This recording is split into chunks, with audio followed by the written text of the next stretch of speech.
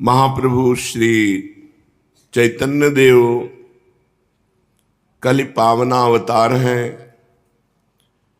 इनका पावन चरित्र कौन कह सकता है, क्योंकि स्वयं प्रभु हैं। जितना महापुरुषों से बना उतना गान किया। चाहे कोई कितना भी इस प्रेम रस को पी ले, इसको उलीचे, इस अगाध रस सिंधु में अणुमात्र भी कमी नहीं हो सकती।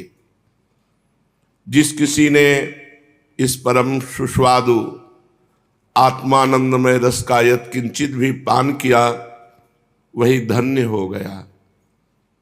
ज्ञान, वैराग्य, भक्ति, प्रेम, त्याग और विरह के मूर्तिमान विग्रह श्री कृष्ण प्रेमावतार श्री गौरांग देव का करुणा विगलित जीवन दुखी प्राणियों का एक ऐसा ही मनोरम आश्रय स्थल है।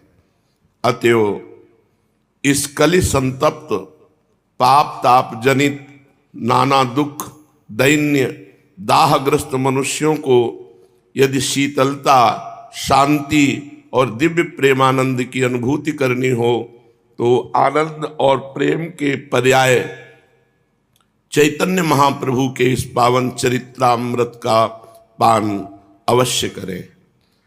अनेक महापुरुष, वीतराग महात्मा और न जाने कितने अगणित जीव महाप्रभु के लोकोत्तर जीवन से अनुप्राणित हुए हैं।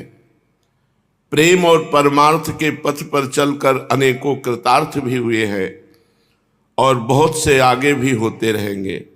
ऐसे महान चरित्र की ऐसी विलक्षण क्षमता और सर्वमान्य उपयोगिता को स्वीकार करके इस ग्रंथ की रचना श्री प्रभुदत्त ब्रह्मचारी जी ने की है। किसी संप्रदाय का आग्रह नहीं रखा। उन्होंने कहा कि हम भगवान चैतन्य देव का चरित्र नहीं गान कर रहे, हम भक्त चैतन्य देव का चरित्र गान कर रहे हैं, जिनके चरितामृत का पान करने से ऐसा वैराग्य उठता है हृदय में कि सर्वभोग त्याग की एक विशेष आशा प्रकट होती है।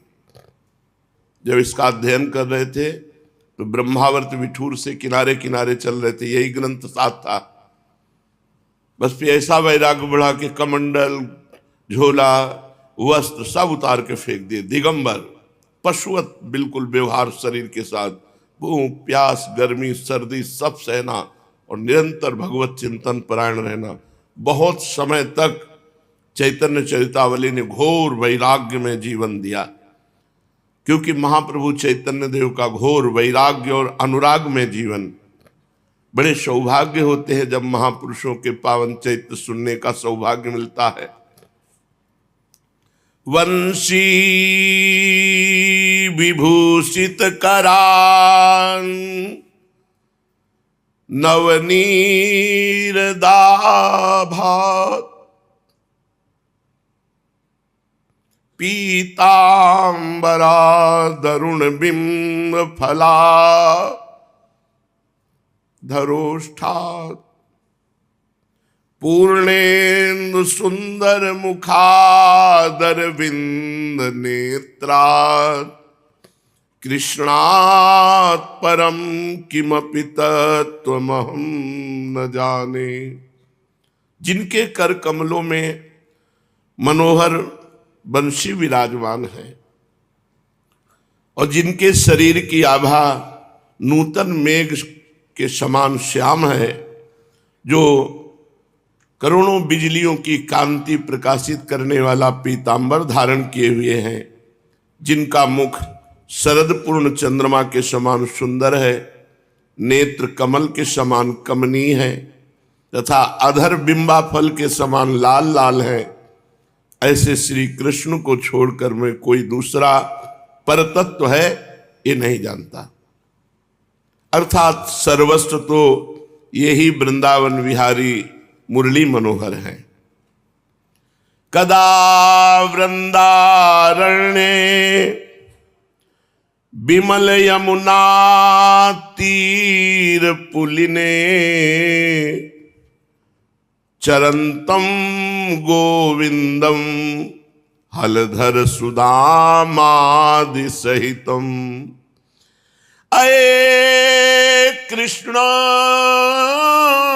स्वामिन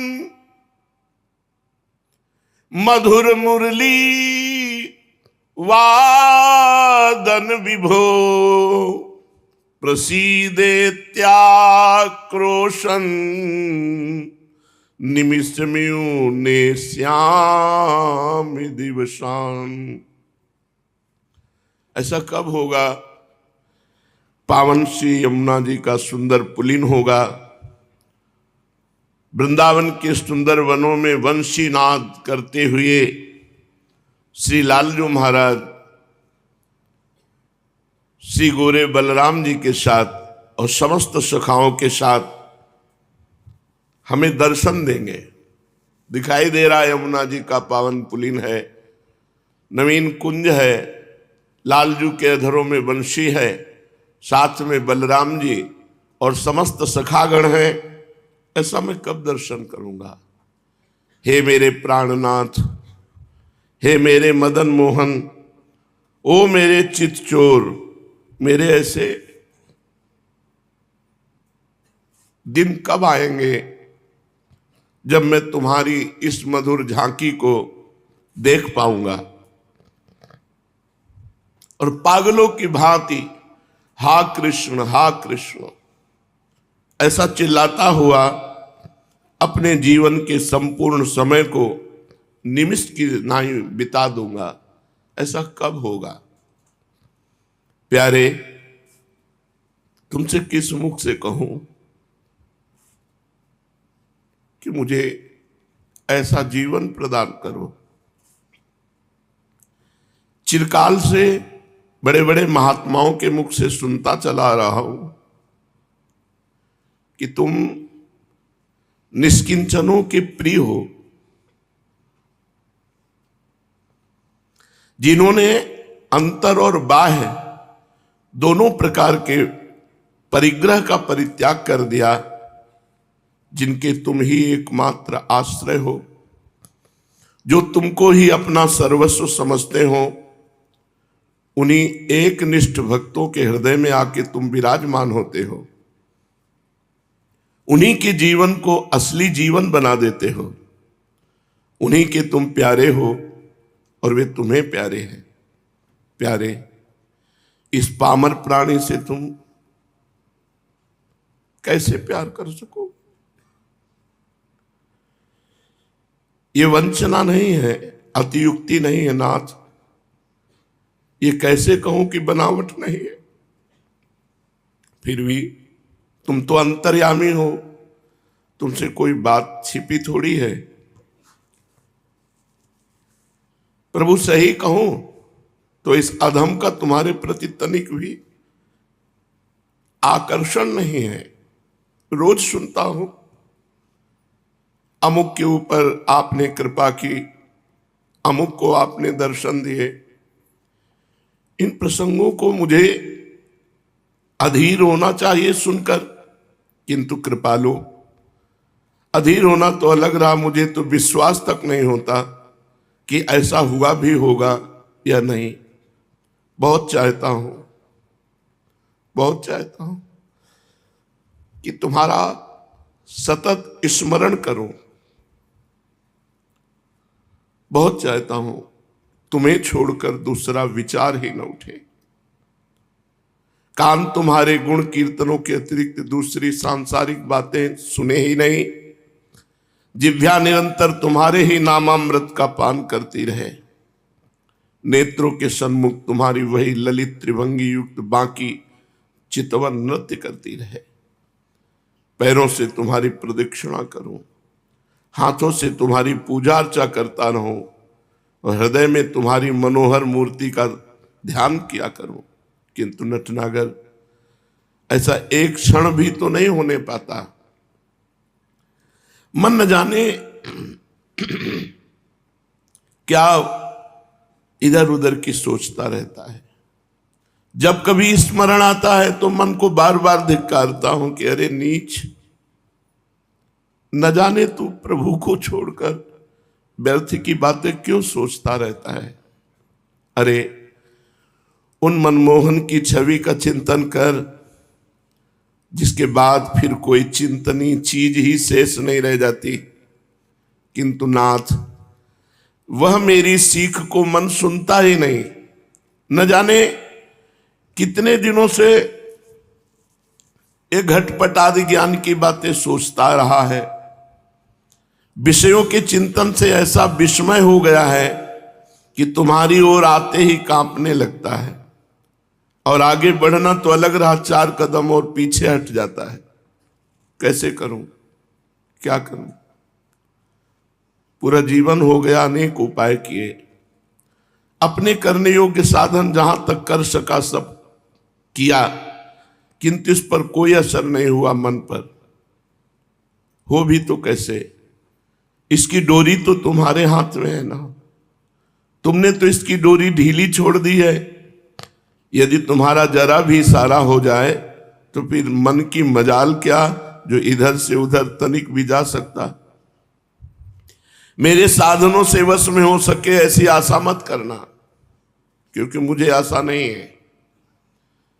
तुम ही जब रोकोगे तो ये मन रुक जाएगा। मैं हारे कर जतन बहुत विधि, अतिशय प्रबल अजय, तुलसीदास बस होए तबहि, जब पेरक प्रभु बर जाए। आप रोक दो मेरे मन को, संसार की तरफ न जाए। प्यारे प्रभु, डांट दो इस मन को। एक क्षण भी तो तुम्हारा चिंतन नहीं करता, एक क्षण भी प्रेम सागर में नहीं डूबता। ये जीवन व्यर्थ हो रहा है। हे नाथ, जीवन को सार्थक कर दो। मेरा मनुष्य शरीर धारण करना सार्थक हो जाए यदि आपके प्रेम में मेरा मन डूब जाए। प्रभु, एक जीभ को ले लो। ये नाना प्रकार के रसों में इतनी आसक्ति है कि इसे तुम्हारे नाम जपने में मजा नहीं आता, विविध प्रकार के पकवान खाने में मजा आता है। स्वादु स्वादु पदार्थों की वांछा करती रहती है। इस जबान को हठपूर्वक लगाता हूं, किंतु बेमन का काम भी कभी ठीक होता है। नाथ, अब तो बस तुम्हारा ही आश्रय है। तुम्हारे प्रति अनुराग नहीं, विषयों से वैराग्य नहीं, जीवन में यथार्थ त्याग नहीं। जीवन क्या है? पूरा नाटक बना हुआ है। चाहता हूं अनन्य होकर तुम्हारा ही चिंतन करूं, नहीं कर सकता।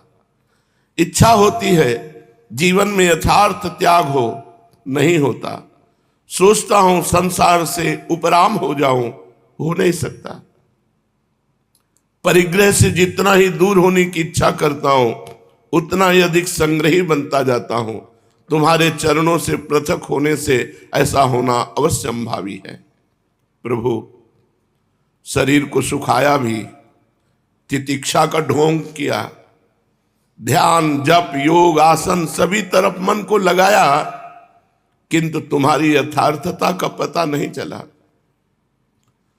तुम्हारे प्रेम में पागल न बन सका। घूम फिर कर वही संसार, भांति भांति का रूप रखकर संसार ही सामने आया, तुम छिपे ही रहे। अब अपने ऊपर भी विश्वास नहीं रहा। ये शरीर रोगों का अड्डा बन गया है।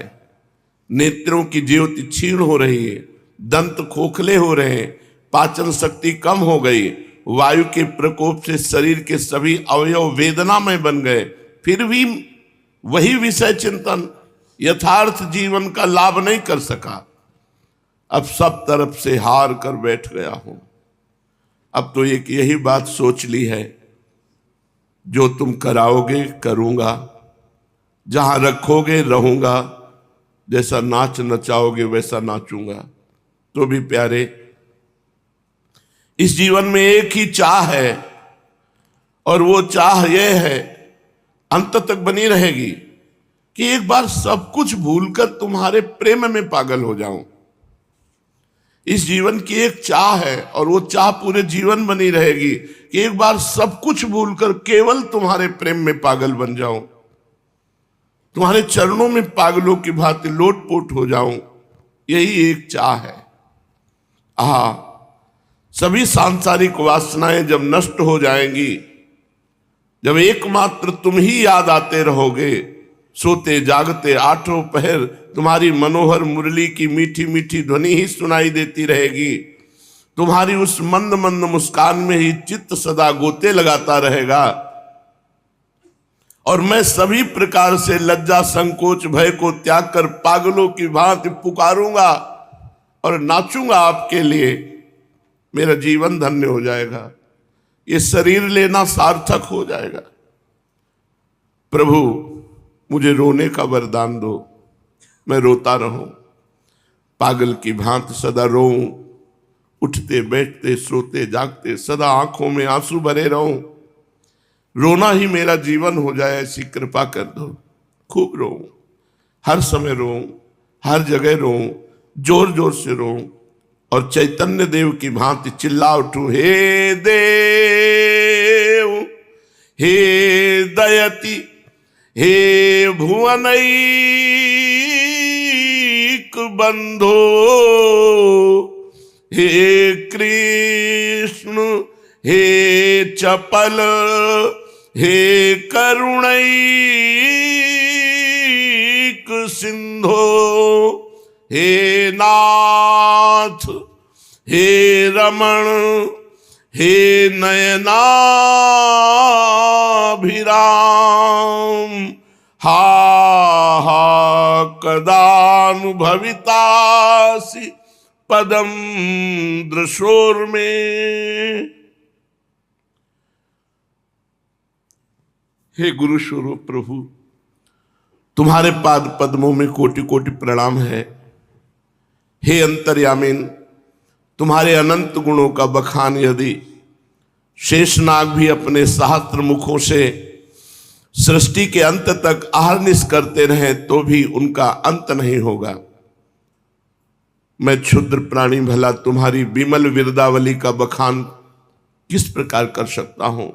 जब शेष जी तुम्हारी महिमा नहीं पार पा सकते तो मैं एक मनुष्य शरीरधारी क्या आपकी महिमा का बखान करूं। फिर भी तुम जाने जाते हो, तुम अगम्य हो, तो भी अधिकारी साधक तुम तक पहुंचते हैं।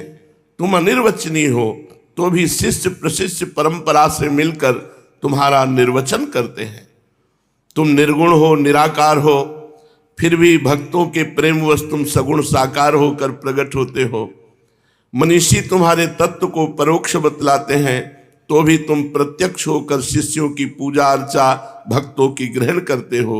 हे गुरुदेव स्वरूप प्रभु, हे प्रभु स्वरूप गुरुदेव, इस प्रकार तुम्हारे रूप को बारंबार नमस्कार है। हे ज्ञानावतार गुरुदेव, मेरी पात्रता अपात्रता का विचार न करना। पारस लोहे की पात्रता की ओर ध्यान नहीं देता, वो तो सामने आए हुए हर प्रकार के लोहे को सुवर्ण कर देता है, क्योंकि उसका स्वभाव ही है लोहे को कंचन बनाना। तो तुम्हारे योग्य पात्रता क्या इन पार्थिव प्राणियों में कभी आ सकती है? नाथ, अपने स्वभाव की ओर ही ध्यान रखना, हमारी तरफ न देखना, अपने स्वभाव की तरफ देखना। तुम्हारे दयालु स्वभाव की प्रशंसा सुनकर मैं अपने जीवन को तुम्हारे श्री चरणों में समर्पित करने आया हूं। प्रभु, संभवतः ये तुम्हें प्रिय लगेगा, यद्यपि तुम निरपेक्ष हो, तुम्हें कोई अपेक्षा नहीं, पर मेरी प्रार्थना स्वीकार करो, मुझे अपने श्री चरणों में शरण दो। तुम्हारे पाद पद्मों में मेरा कोटि कोटि प्रणाम है। हे त्रिगुणातीत, मैं तुम्हारी दया का भिखारी हूं। हम नेत्रहीनों को एकमात्र तुम्हारा ही आश्रय है। अज्ञान अंधकार ने हमारे नेत्र ज्योति को नष्ट कर दिया है।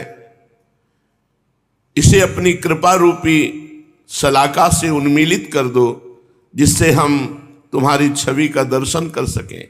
हे मेरे उपास्य देव, तुम्हें छोड़कर संसार में मेरा और कौन ऐसा हितैषी है। तुम ही एकमात्र मेरे आधार हो।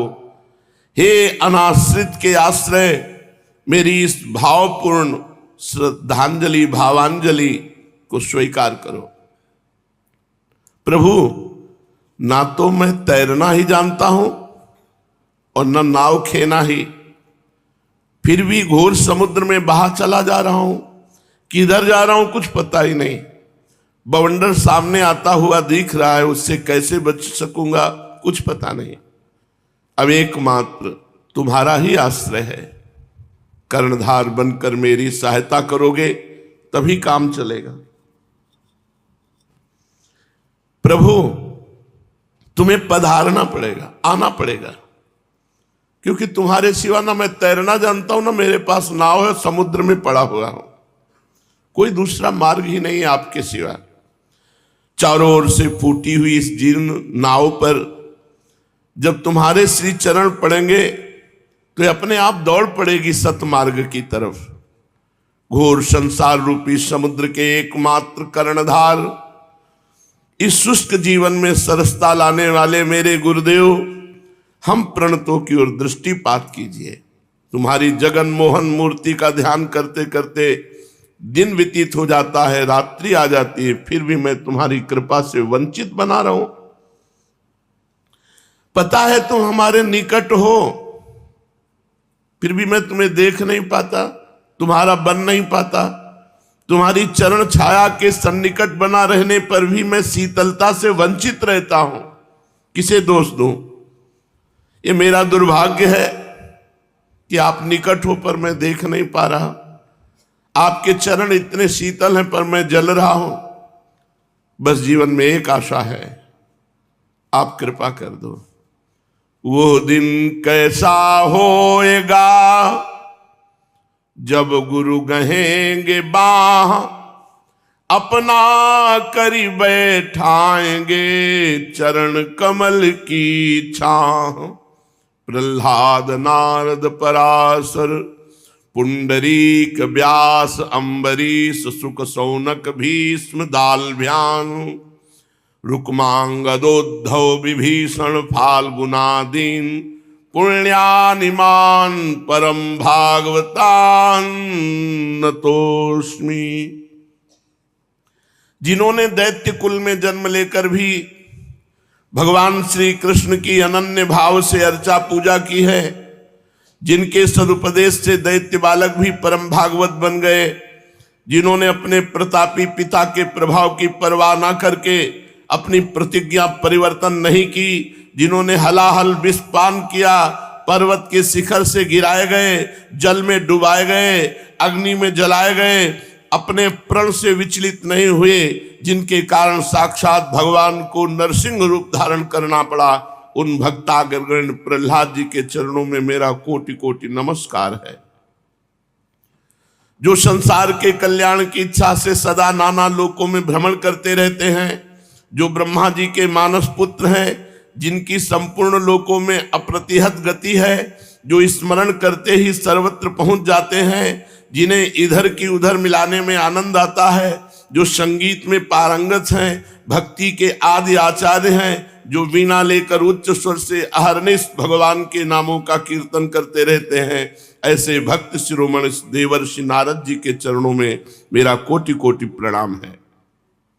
जो मूर्तिमान तप हैं, जो पुराणों के मर्मज्ञ हैं, जिन्होंने अनेक प्रकार के यज्ञों में भगवान की आराधना की है, उन श्री व्यास देव जी के पिता परम भागवत महर्षि पराशर जी के पाद पद्मों में अनंत प्रणाम है। परम भागवत परम वैष्णव पुंडरीक ऋषि के चरणों में बार बार प्रणाम है, जिन्होंने एक वेद को 4 भागों में विभक्त कर दिया, जिन्होंने कलि के जीवों के उद्धार के निमित्त पंचम वेद महाभारत 18 पुराणों की रचना की, जो ज्ञानावतार हैं, उन महर्षि वेद व्यास को मैं बार बार प्रणाम करता हूं।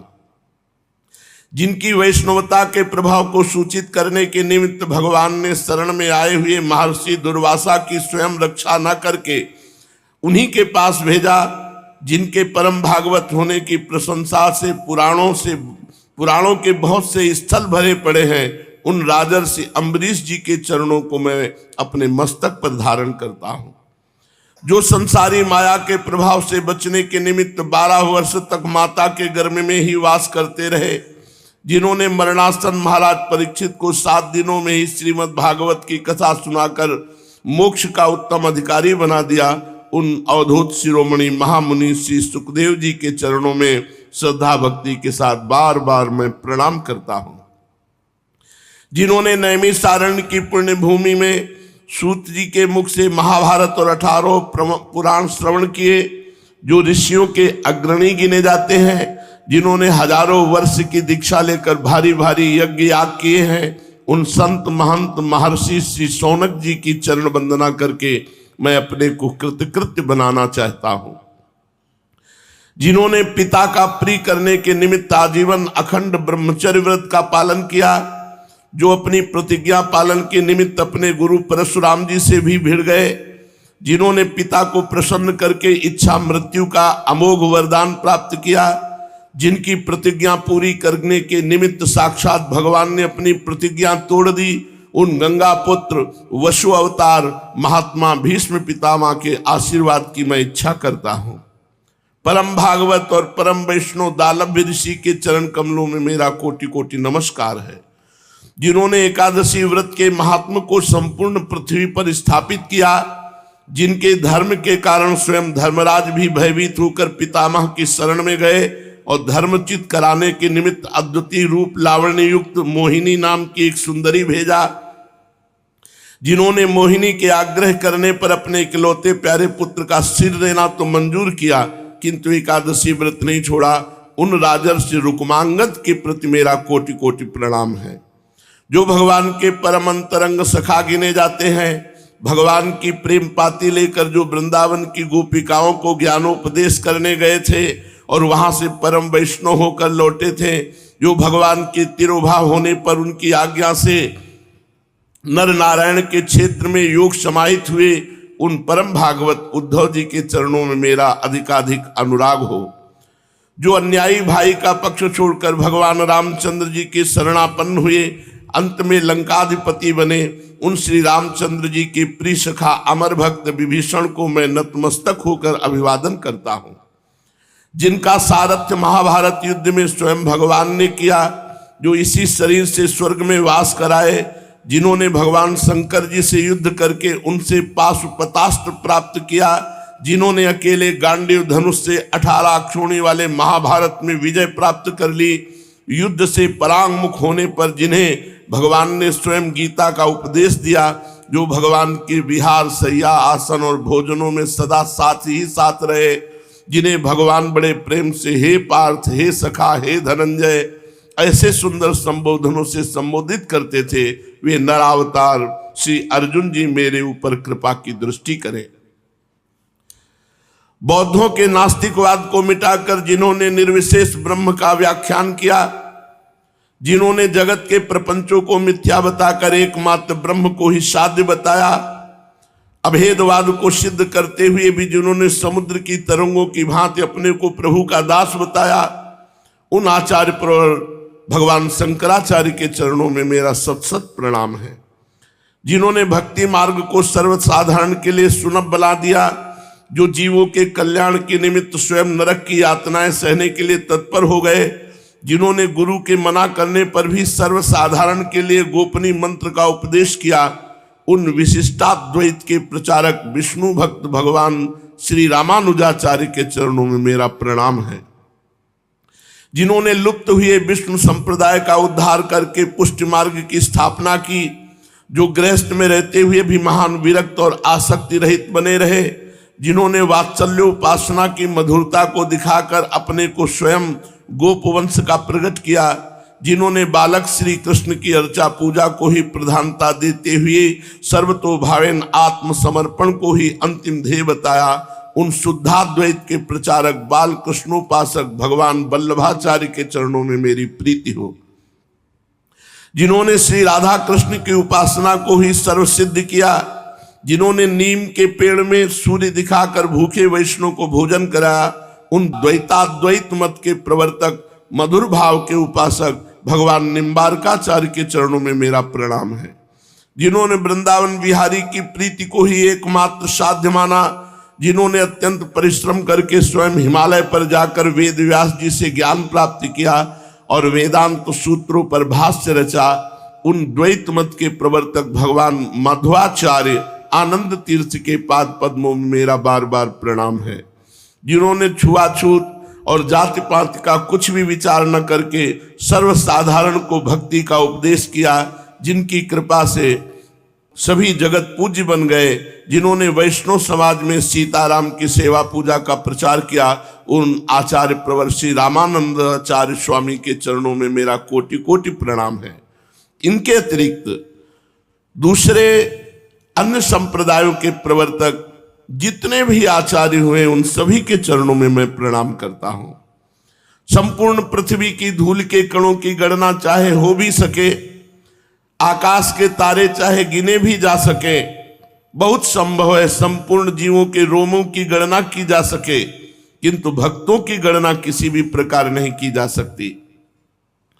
सृष्टि के आदि से अब तक असंख्य भक्त होते आए हैं, उन सबके केवल नामों को ही गणेश जी जैसे लेखक दिन रात्रि निरंतर लिखते रहे तो महाप्रलय के अंत तक भी नहीं लिख सकते। फिर मुझ जैसे अल्पज्ञ की तो बात ही क्या है। भगवान शिव जी, नारद जी, ब्रह्मा जी, पांडव, सनत कुमार, इन भक्तों से लेकर सतयुग के त्रेता, द्वापर, कलयुग, इन चारों युगों में 18 मनवंतरों में असंख्यों कल्पों में जितने भक्त हुए हैं, उन सभी के चरणों में मेरा प्रणाम है। जिन्होंने सतयुग में कपिल रूप भगवान का दर्शन किया, उन भगवत भक्तों के चरणों में मेरा प्रणाम है। जिन्होंने त्रेता में राम रूप से भगवान का दर्शन किया, उन राम भक्तों के चरणों में वंदना है। जिन्होंने व्यास रूप से द्वापर में भगवान के दर्शन किए, उन भक्तों के चरणों में मेरा प्रणाम है। कल के रूप से जिन्होंने कलयुग में भगवान के दर्शन किए और जो इस कलिकाल के अंत में करेंगे, उन सभी भक्तों के पाद पद्मों में मेरा कोटि कोटि नमस्कार है। जिन्होंने वाराह, मत्स्य यज्ञ, नर नारायण, कपिल कुमार, दत्तात्रेय, हयग्रीव, हंस, प्रश्नी, गर्भ, ऋषभदेव, प्रचु, नरसिंह, कूर्म, धर्मंतरि, मोहिनी, वामन, परशुराम, रामचंद्र, वेदव्यास, बलदेव, कृष्ण, बुद्ध और कल्कि, इन भगवान के अवतारों का दर्शन, स्पर्श और सहवास किया, उन अवतारों के भक्तों के चरणों में मेरा कोटि कोटि प्रणाम है। कलिकाल में पैदा हुए कबीर दास, नानक देव, दादू दयाल, पलटू दास, चरण दास, रैदास, बुल्ला, जगजीवन दास, तुलसीदास, सूरदास, मलूक दास, रामदास, निवृत्तिनाथ, ज्ञानदेव, सोपान देव, एकनाथ, तुकाराम आदि जितने भी महापुरुष भगवत भक्त हुए हैं, उन सभी के चरणों में मेरा प्रणाम है। भक्तों में कौन छोटा और कौन बड़ा, इसका निर्णय जो करता है वो महामूर्ख है। शालिग्राम की बटिया चाहे छोटी हो या बड़ी, सभी एक सी पूज्य है। इसीलिए ये सभी भक्त एक ही भांति पूज्य और मान्य हैं। इनके चरणों में प्रणाम करने से ही मनुष्य कल्याण मार्ग का पथिक बन सकता है। इनके अतिरिक्त वर्तमान समय में जो भगवान के नामों का संकीर्तन करते हैं, लिखकर प्रचार करते हैं और जो स्वयं दूसरों से कराते हैं, उन सभी नाम भक्तों के चरणों में मेरा प्रणाम है। जो भगवान के गुणों का श्रवण करते हैं, जो भगवान नाम कीर्तन करते हैं, जो हर समय भगवत रूप का स्मरण करते हैं, जो भगवान की चरण सेवा करते हैं, जो भगवत विग्रहों का अर्चन करते हैं, जो देवता, द्विज, गुरु, भगवत भक्तों और भगवत विग्रहों को नमन करते हैं, जो भगवान के प्रति सख्य भाव रखते हैं, जिन्होंने भगवान को आत्मनिवेदन किया, उन सभी भक्तों के चरणों में मेरा कोटि कोटि नमस्कार है। जो संप्रदायों के अंतर्भुक्त हैं, जो संप्रदायों में नहीं है, जो ज्ञाननिष्ठ है, जो देशभक्त हैं, जो जनता रूपी जनार्दन की सेवा करते हुए नाना भांत की यातनाएं सह रहे हैं, जिन्होंने देश की सेवा में ही अपना जीवन अर्पण किया, जो किसी प्रकार से जनता की सेवा कर रहे हैं, उन सभी भक्तों के चरणों में मेरा बार बार प्रणाम है। वर्तमान काल में जितने भक्त हैं, जो हो चुके हैं अथवा जो आगे होंगे, उन सभी भक्त के चरणों में बार बार वंदना करता हूं। भक्त ही भगवान के साकार रूप हैं। भगवान की शक्ति का विकास पूर्ण रूप से भक्त के ही शरीर में होता है। भक्तों का शरीर पार्थिव होते हुए भी चिन्मय होता है। वे साक्षात भगवत स्वरूपी हैं। भक्तों की चरण वंदना करने से सब प्रकार के विघ्न मिट जाते हैं। भक्ति भक्त भगवंत गुरु चतुर नाम बपु एक, इनके पद बंधन किए मेटत विघ्न अनेक। संसार का यावत ज्ञान है, जितना भी ज्ञान है वो सब भगवान व्यासदेव का उच्छिष्ट है। भगवान व्यासदेव जी साक्षात विष्णु हैं, बस इतना ही अंतर है कि इनके चार की जगह दो ही भुजा हैं। ये चार मुख ब्रह्मा नहीं है, ये दो नेत्र वाले शिव हैं। 24 अवतारों में भगवान व्यासदेव जी भी एक अवतार हैं। ये प्रत्येक द्वापर के अंत में प्रकट होकर लोक कल्याण के निमित्त एक वेद को 4 भागों में विभक्त करते हैं। इस युग में महर्षि पाराशर के वीर से तथा सत्यवती के गर्भ से भगवान व्यासदेव जी ने जन्म लिया। इन्होंने एक वेद के 4 भागों में विभक्त किया, इसलिए इनको वेद व्यास जी कहते हैं। और इनके चरणों में बार बार प्रणाम करके कृपा की याचना करते हैं। जिस प्रकार गंगा जी का प्रवाह निरंतर बहता रहता है, उसी प्रकार इस पृथ्वी पर महापुरुषों का भी जन्म सदा होता रहता है। यदि ऐसा ना होता तो इस पृथ्वी पर धर्म का भी लेश न रह जाता। धर्म के बिना ये संसार एक क्षण भी नहीं रह सकता। धर्म के ही आधार पर ये पृथ्वी टिकी हुई है। अब भी असंख्य सिद्ध महात्मा पहाड़ों की कंदराओं में जन संसदी से पृथक रहकर योग साधना द्वारा संसार का कल्याण कर रहे हैं। अनेकों सिद्ध पुरुष वेश बदलकर पृथ्वी पर घूम रहे हैं। लोग उन्हें पहचानते नहीं, किंतु उनकी सभी चेष्टाएं लोक कल्याण के ही निमित्त होती हैं। वे अपने को अपनी शक्ति द्वारा प्रकट नहीं होने देते। अप्रकट रूप से लोक कल्याण करने में ही उन्हें आनंद आता है। किसी भाग्यवान पुरुष को ऐसे महापुरुष का साक्षात दर्शन हो जाए, ये दूसरी बात है, नहीं तो वे अपने भेष को छुपा कर घूमते रहते हैं। कुछ नित्य जीव या मुक्त जीव लोक कल्याण के निमित्त भौतिक शरीर धारण करते हैं और लोगों का जन्म मरण से छुटकारा दिलाते हैं। पर वो जन्म मरण से मुक्त महापुरुष केवल आते ही हैं जन कल्याण के लिए। वास्तव में वे जन्म मृत्यु से रहित होते हैं। केवल लोक कल्याण के निमित्त उनका जन्म होता है, और जो अपना काम कर चुकते हैं तब वो तिरोहित अंतर ध्यान हो जाते हैं। उनके कार्य गुप्त नहीं होते। वे अधिकारियों को उपदेश करते हैं, शिक्षार्थियों को शिक्षा देते हैं, स्वयं आचरण करके लोगों में नव जीवन का संचार करते हैं। ऐसे महात्माओं का जीवन बड़ा अलौकिक होता है। उनके कार्य अचिंत होते हैं। क्षुद्र बुद्धि के पुरुष उन्हें भी साधारण जीव समझकर उनके कार्यों की समालोचना करते हैं। और इससे क्या होता है, उनके काम में बहुत सहायता मिलती है। वे इसी बहाने लोगों के सामने आदर्श उपस्थित करते हैं कि ऐसी प्रतिकूल परिस्थिति में भी कैसा व्यवहार करना चाहिए। उनका वो व्यवहार अन्य लोगों के लिए प्रमाणीभूत बन जाता है।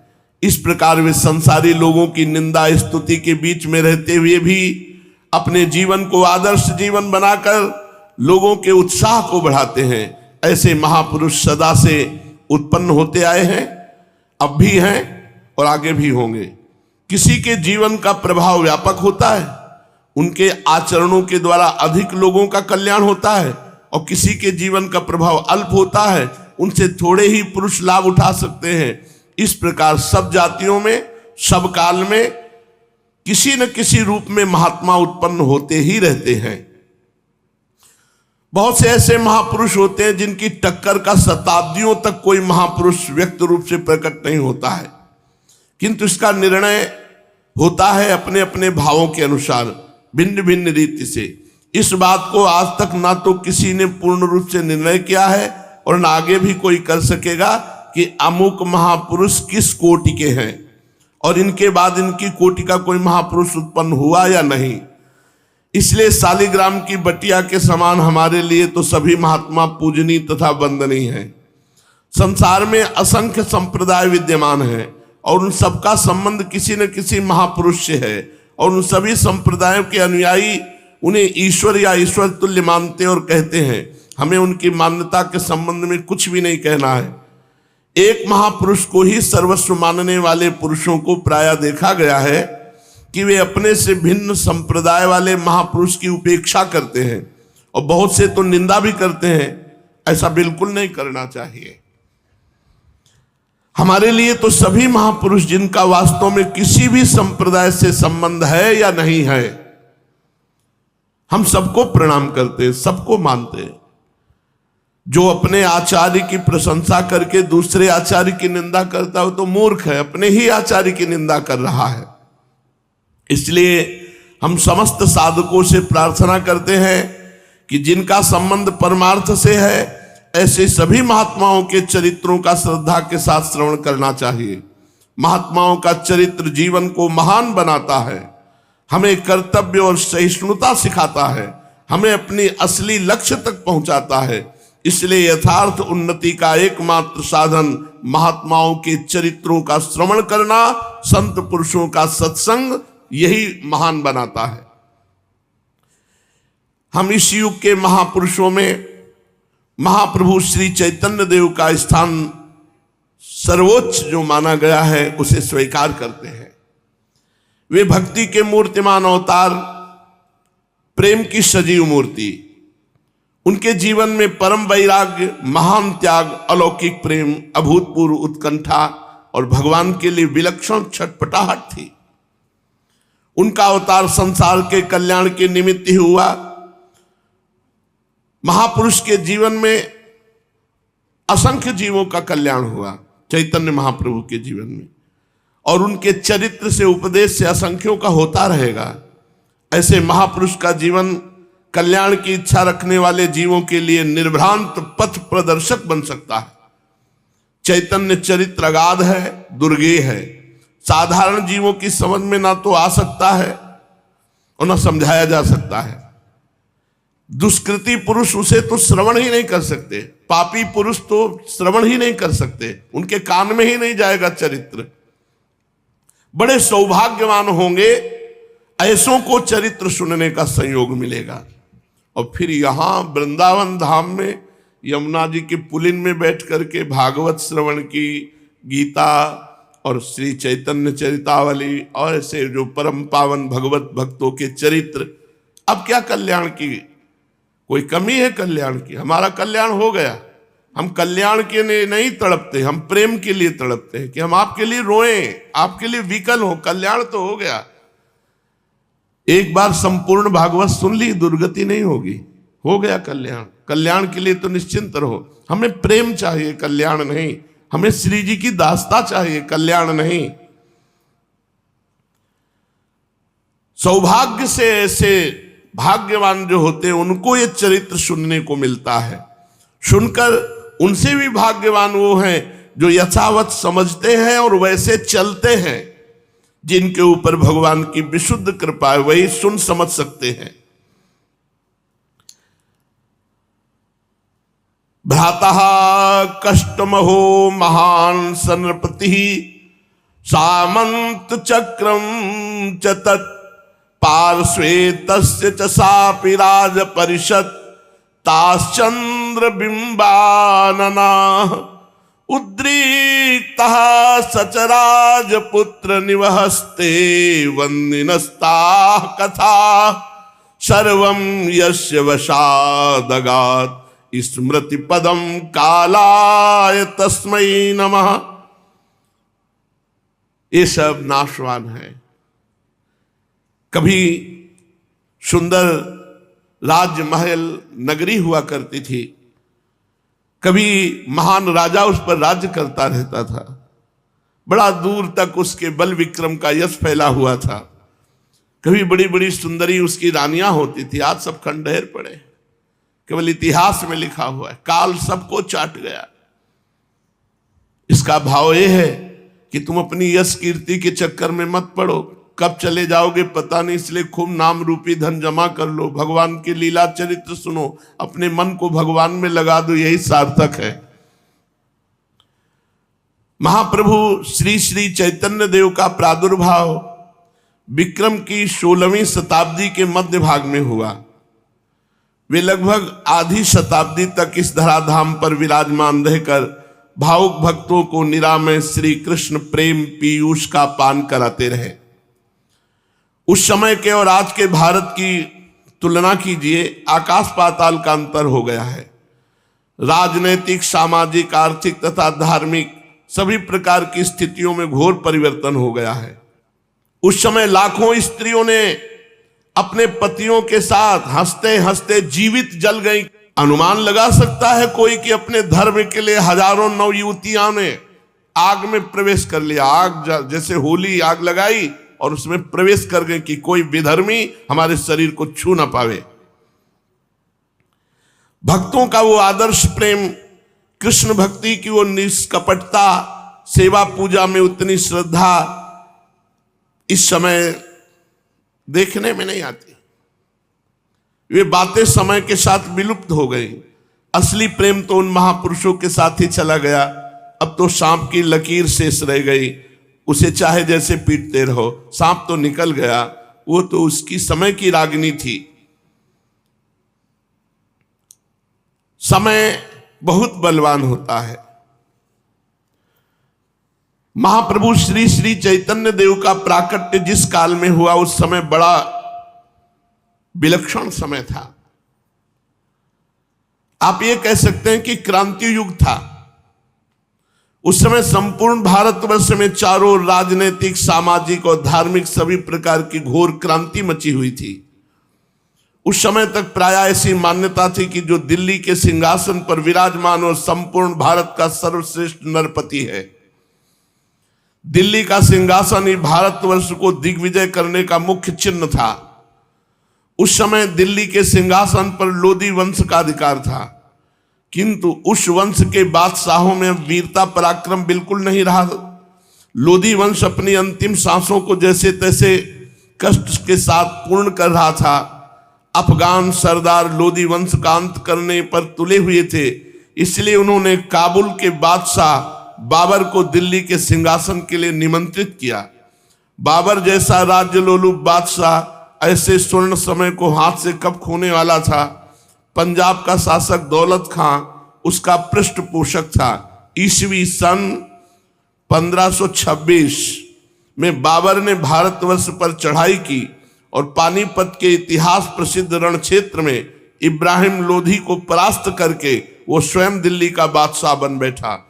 उसके पश्चात उसका पुत्र हुमायूं दिल्ली के तख्त पर बैठा। इधर राजपूतों ने, जो राणा सांगा थे, हिंदू धर्म की दुहाई देकर बाबर के विरुद्ध बलवा आरंभ किया। दोनों में घोर युद्ध हुआ, किंतु मैदान बाबर के हाथ में रहा। राणा सांगा परास्त होकर भाग गए। पंजाब में छोटी मोटी 50 रियासतें बन गईं। उनमें के पहाड़ी राजा तो प्राय सभी अपने को स्वतंत्र ही समझते थे। पहाड़ों में छोटी छोटी 20 स्वतंत्र रियासतें थी। इधर दक्षिण में विजयनगर का अंत हो चुका था। बहमनी वंश का अंत होते ही अहमदनगर, बीजापुर, गोलकुंडा, बीदर और बरार, ये 5 रियासतें एकदम अलग हो गई। बंगाल, बिहार, तिरहुत और उड़ीसा में भी छोटी छोटी बहुत से मुसलमानी और हिंदुओं की नई रियासतें बन गई। इस प्रकार संपूर्ण भारतवर्ष में पूर्व से पश्चिम तक, उत्तर से दक्षिण तक एक भारी राज क्रांति मची हुई थी। सैकड़ों छोटे छोटे राज्य परस्पर में एक दूसरे से लड़ते भिड़ते रहते थे। सभी एक दूसरे को नीचा दिखाने के लिए जी जान से प्रयत्न करते। कभी तो किसी मुसलमानी रियासत को दबाने के लिए मुसलमानों से दूसरे वंश के सरदार किसी पराक्रमी हिंदू राजा की सहायता से उस पर चढ़ाई कर देते, और कभी किसी हिंदू राज्य को नष्ट करने के निमित्त 2 मुसलमान सरदार मिलकर उस पर धावा बोल देते। संपूर्ण भारत में कोई एक छत्र शासक नहीं था। वह राज्य परिवर्तन का समय था, जिसमें भी बल पराक्रम हुआ, जिसके भी अधीन बलवान सेना हुई, वही उस प्रांत का शासक बन बैठा, और दिल्ली के बादशाह ने भी उसे उसी समय शासक स्वीकार कर लिया। ऐसी तो उस समय की राजनीतिक परिस्थिति थी। अब सामाजिक परिस्थिति पर थोड़ा विचार कीजिए। जब महाप्रभु चैतन्य देव का अवतार हुआ, संस्कृत विद्या का आदर था, पंडितों की व्यवस्था की मान्यता थी, ब्राह्मणों की व्यवस्था की मान्यता थी। समाज में बस व्यवस्था के विरुद्ध कोई आवाज नहीं उठा सकता। पंडित जन का प्रभाव था अन्य प्रांतों की अपेक्षा आत्यंतिक। चारों ओर वर्णाश्रम धर्म छिन्न भिन्न हो चुका था। मुसलमानों का एक छत्र राज्य, धार्मिक स्थिति उस समय मानो बहुत जटिल हो गई थी। लोगों में यज्ञ आदि के प्रति बिल्कुल कोई रुचि नहीं। तांत्रिक शाक्त पद्धतियों के प्रचार के कारण लुप्त होती जा रही थी जो वैदिक सिद्धांत पद्धति है।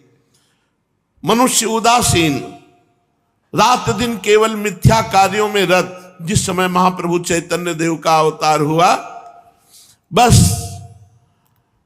संसारिकता ही संसारिकता, कट्टरवादिता कोई लिए है तो कोई युद्ध कर रहा है, तो कोई भ्रष्ट हो रहा है, तो कोई अन्य जाति का अवलंबन कर रहा है। कहीं भी वैष्णवता और धर्म देखने को नहीं मिलता था। लोग नीरस हो गए थे।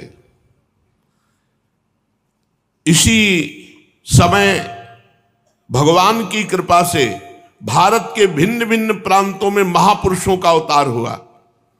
अलग अलग महापुरुष प्रकट हुए एक साथ सब। सबसे पहले काशी में श्री स्वामी रामानंदाचार्य जी महाराज, बैरागी संप्रदाय के यही आदि आचार्य समझे जाते थे। इन्होंने भगवत भक्ति में जात पात का बंधन मेट दिया। इन्होंने सभी जातियों को समान रूप से भगवत भक्ति करने का अधिकार प्रदान किया। इनका सूत्र था, हरि को भजय सो हरि को होए, जाति पाति पूछे नहीं कोई। इनके बाद इनके 12 मुख्य शिष्य हुए, सब बड़े महात्मा हुए। सबसे बड़े महात्मा कबीरदास जी बहुत प्रसिद्ध हुए, परम उच्च स्थिति के महापुरुष हुए। इनके उच्च तत्वों का संपूर्ण भारत के ऊपर समान भाव से प्रभाव पड़ा। ये महापुरुष परम ज्ञानी, आदर्श भक्त, अद्वितीय अनुरागी, सबसे बड़े निर्भीक थे। इस हेतु से प्रायः उच्च जात के लोग दाह के कारण इनके द्वेषी बन गए। महात्मा रैदास, महात्मा नामदेव जी, परम भक्त उस काल में अलग अलग प्रांतों में उत्पन्न हुए। सभी ने रूपांतर भेद से वैष्णव धर्म का प्रचार किया। कबीर पंथ वैष्णव धर्म का ही विकृत और रूपांतर मात्र है। इधर उसी समय पंजाब में श्री गुरु नानक देव जी प्रकट हुए। ये कबीरदास जी के समकालीन ही थे। इन्होंने भी संपूर्ण भारतवर्ष में 12 वर्षों तक भ्रमण करके, तीर्थ यात्रा करके पंजाब के करतारपुर में ही आकर रहने लगे। इनके उपदेशों का लोगों पर बड़ा प्रभाव पड़ता, इसलिए लाखों मनुष्य इनके उपदेशों को सुन सुन करके इनके शिष्य सिख बन गए। आगे चलकर गुरु गोविंद सिंह जी ने इन सबको एक सिख संघ ही बना लिया। इनके बड़े पुत्र श्री चंद भी एक बड़े त्यागी, तेजस्वी और प्रभावशाली महापुरुष थे। उन्होंने विरक्तों को ही उपदेश किया, इसलिए उनके अनुयायी अपने को उदासीन कहने लगे। उदासीन अखाड़ा, उदासी एक प्रकार के सन्यासी ही होते हैं। वैसे उदासी संप्रदाय में भगवत भक्ति ही मुख्य समझी जाती है। इधर दक्षिण में समर्थ गुरु रामदास जी ने राम भक्ति का प्रचार किया। उनके प्रधान शिष्य छत्रपति महाराज शिवाजी केवल राज्य लोलुप लड़ाकू शूरवीर ही नहीं थे, वे परम भागवत वैष्णव थे। उनके युद्ध का प्रधान उद्देश्य होता था हिंदू धर्म की रक्षा, गौ और ब्राह्मणों का प्रतिपालन।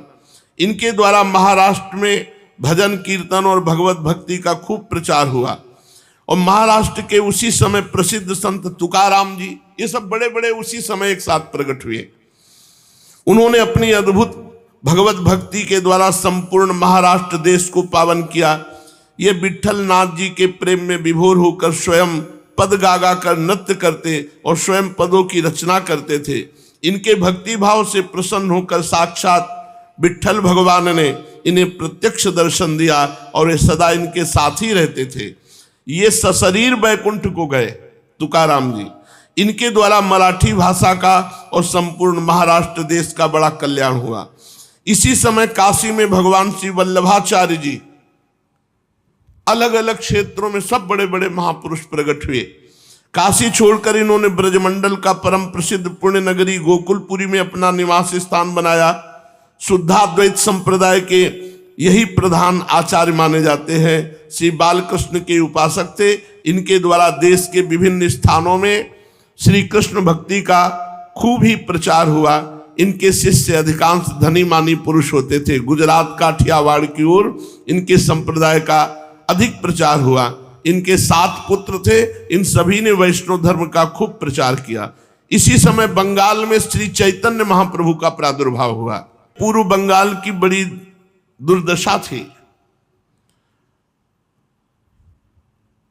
यत्र यत्र च मद भक्ता प्रशांता समदर्शिनः साधवा समुदाचारास्ते पूयन्त्यपि कीकटाः।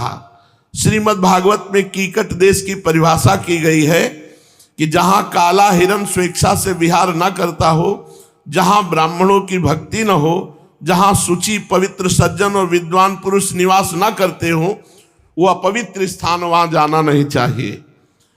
और नाम भी बताए हैं, अंग बंग कलिंगेशु सौराष्ट्र मगधेशु च तीर्थ यात्राम बिना गत्वा पुनः संस्कार मरहति। अंग देश, बंग देश, कलिंग देश, सौराष्ट्र और मगध देश अगर बिना तीर्थ यात्रा के इनके चला जाए तो आकर पुनः संस्कार कराना पड़ेगा, इतना अपवित्र हो जाता है। पूर्व काल में ऐसी मान्यता थी कि बंग देश में प्रवेश करते ही ब्राह्मण अपवित्र हो जाता है। महाभारत में स्थान स्थान पर इसका उल्लेख आया है। यहां तक कि तीर्थ यात्रा के समय पांडवों के साथ जो ब्राह्मण थे वे बंग देश की सरहद आते ही उनके साथ से लौट लिए। तीर्थ यात्रा के निमित्त भी उन्होंने बंग देश में जाना उचित नहीं समझा। इसमें असली रहस्य क्या है वो तो सर्वज्ञ ऋषि समझ सकते हैं। उस समय बड़ा नियम पालन करते थे। अब सोचो, जहां ऐसा शास्त्र में लिखा है उसी देश को पावन करने के लिए महाप्रभु बंगाल में ही तो प्रकट हुए।